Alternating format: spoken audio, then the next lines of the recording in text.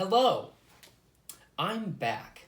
It has been a while since I last posted, but hey, it's good to see your face, and I hope you're glad to see me. I've got a little bit of a new setup here. I hope you guys enjoy it, but today I'm here to rank my top 10 movies of 2021 for you guys. I will preface this video by saying I haven't watched every single movie in 2021. There's plenty of movies that I haven't watched, so if your favorite movie's not in this list, it's probably just because I haven't seen it. But again, my list is not the right list. It's just my list. It's my opinion, and film is subjective, so yeah, let's get into the video. So, at number 10, we have The Power of the Dog. This is a movie starring Benedict Cumberbatch. It's a Netflix original that just hit the streaming service a couple weeks ago. It's gotten a lot of Oscar buzz. A lot of people are saying it's going to win Best Picture.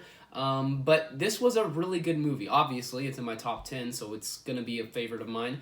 This was something that it took a little bit to get used to. It's one of those Oscar movies that takes its time building up the story, and some might find it boring, and I understand that, and that's fine. But this old-timey Western drama really takes time to develop its story in a way that I feel is meaningful, in a way that makes sense, in a way that's very extremely clever, in my opinion.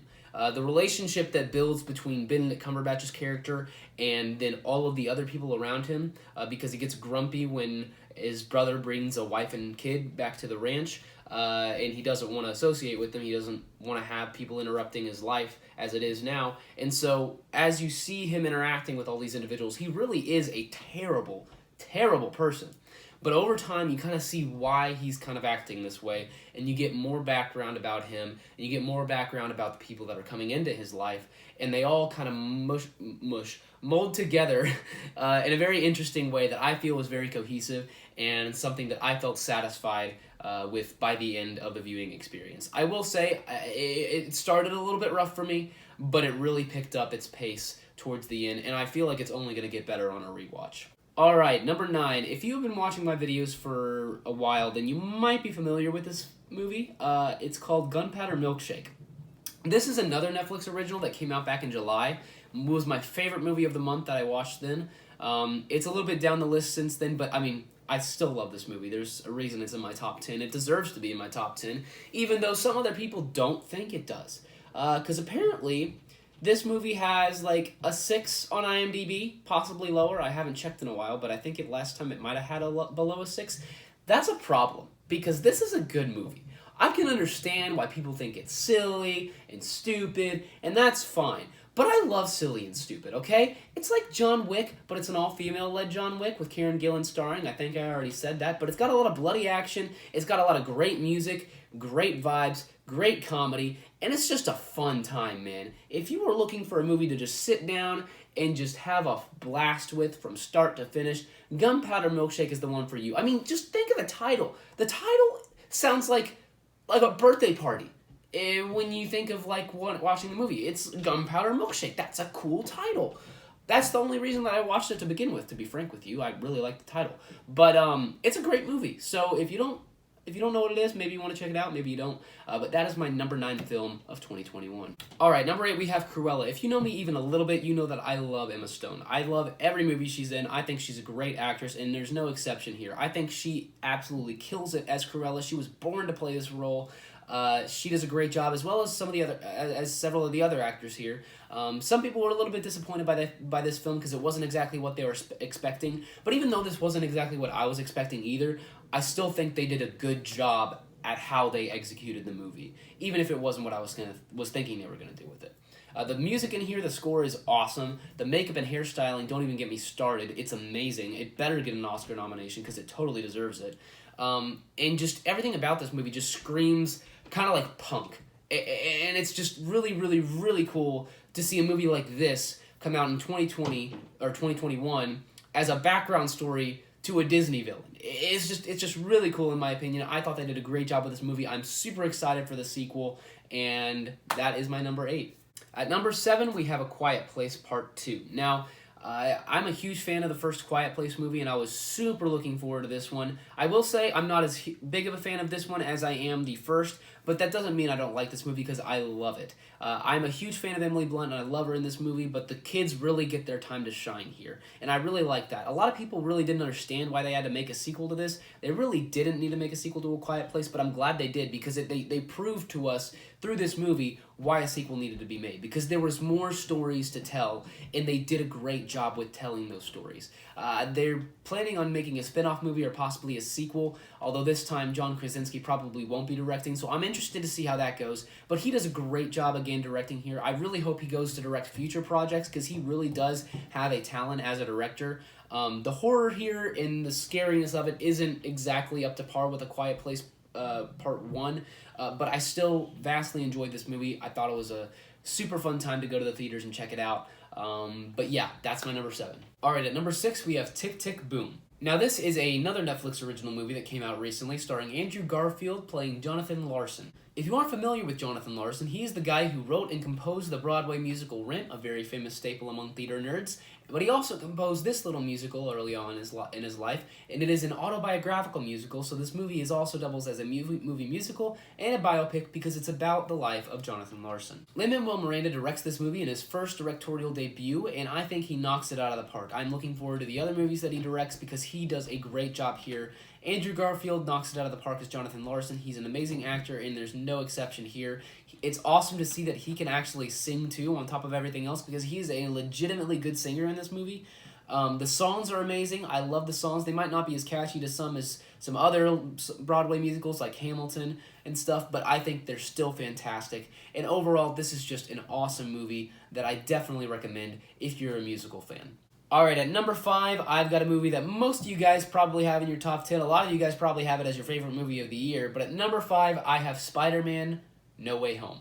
Now, this is the third in a trilogy of Tom Holland MCU films produced by Sony, and I think this one is the best one yet. Seeing this opening night in the theater with a ton of friends in a packed theater with the energy level through the roof was just an experience like no other. My favorite thing about this movie has to be how they combine so many different characters into one movie, telling all of their stories very well, but also keeping the main focus on Tom Holland as Spider-Man. I think that was the most respectful and best way to go about it, because this is his movie. This is Spider-Man No Way Home, Tom Holland's MCU movie, and I think there's no other way they should have done it, and I'm very glad that they decided to go about it the way that they did. I could go on and talk about spoilers and all kinds of other different things about this movie, but that's not what this video is for. I just want to let you guys know that I love this movie. It was my favorite Marvel movie of the year. Tom Holland absolutely kills it as Spider-Man in a way that he never has before, and I love this movie. At number 4, we have Dune. Now, while Dune might not be as recognizable as movie and properties like Spider-Man No Way Home, Star Wars, Lord of the Rings even, this movie was still able to blow audiences away and truly win over them to be able to come see more Dune movies in the future. Dune is the true definition of epic. Even if you don't know the story of Dune, even if you're not familiar with it, I wasn't, but the way that they're able to present these characters and truly give us a proper, very well thought out introduction to this universe, because that's really all this movie is. It's just part 1 of a 3-part movie trilogy that takes a lot of time to carefully introduce you to everyone in a way that some might find boring, but I thought was very careful, very precise, and very thoughtful and well executed by the director Denis Villeneuve. The visual effects are amazing. The world building that this movie is able to build in 2.5 hours is absolutely incredible, and I know that because of this and because of the way it's been received, that there's going to be even more people going to see Dune Part 2 in theaters in 2023. Kicking off my top 3 for my favorite movies of the year is Coda. Now, this movie came out on Apple TV Plus quite earlier in 2021, but I only got a chance to see it a couple days ago, and it's a movie about a deaf family with a coda.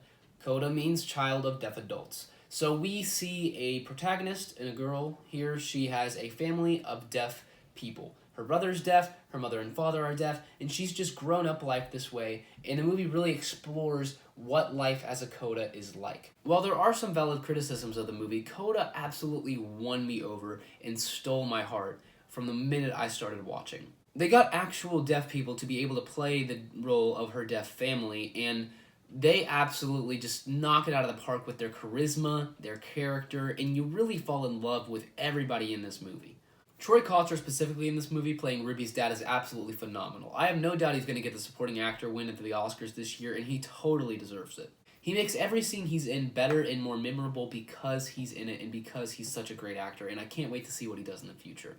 At the end of the day, Coda is an incredibly sweet film that I was so happy that I was able to watch before the end of the year. Alright, our runner-up for my favorite movies of 2021 is going to be Pig. Now, you may not have heard of this movie, and the only reason you probably have heard of this movie is because it stars Nicolas Cage, but Pig is a movie about Nicolas Cage playing a truffle hunter who has his prize pig stolen from him, and it shows his progression to try to find his pig in this movie. Now, you might think that plot sounds incredibly stupid and crazy and dumb, and I would agree with you there. It sounds a little bit funny at the start, and it sounds like a John Wick movie when you think about it. But this is the exact opposite of a John Wick movie. In fact, it's a very anti-revenge type of film. My favorite thing about this movie is its pacing. It's very slow and methodical and takes its time to reveal each little piece of information to you one at a time. And some people aren't going to like that. Some people are going to find it boring and slow, but I personally found it awesome. Nicolas Cage gives us his best acting performance we've seen in years and shows us why he is truly an amazing actor. The way Nicolas Cage allows you to connect with his character over time throughout this movie in a way that you are really truly emotionally attached to this person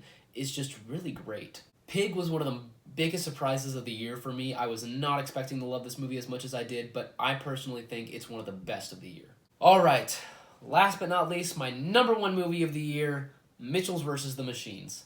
Yes, you heard it right. My movie that I was talking about since April, the Netflix original movie, animated movie, produced by Sony, is my favorite movie of the year, and I wouldn't have it any other way. This movie is one of the funniest of the year while also being one of the most heartfelt. It tells the story of a family called the Mitchells who end up being at the very center of this post-apocalyptic world where robots are taking over and they have to save the world. It's a crazy premise, but it's executed so well. It's an animated film that's produced by Sony, one of their first since Spider-Man Into the Spider-Verse, and it shows how good they are at making animated films. This is another one of those big surprise movies of the year for me. I was expecting to like this movie, but not nearly as much as I did. I mean, I gave this movie 5 stars, and I gave no other movie this year 5 stars, so that means something. I've already talked a lot about this movie, so if you want to check out my review from earlier this year, go ahead and do that, but overall, this is an amazing movie that you can watch with pretty much anybody and just have an absolute blast of a time with it. Alright guys, that is my top 10 movies of the year. Hopefully you enjoyed this video. Hopefully it wasn't too long, and let me know what your favorite movies of the year were. I would love to know. Again, I'm back. I'm hopefully going to be making some more videos in the future. Maybe not as often as I used to, but still making some for you guys. And if you have any suggestions, let me know. But until then, I will see you guys next time. It's time. Is very cramped in here. Anyways, all right, let's get right into it. Number 10 is going to be The Power of the Dog. Ow! That didn't. I'm gonna sit in timeout for a minute.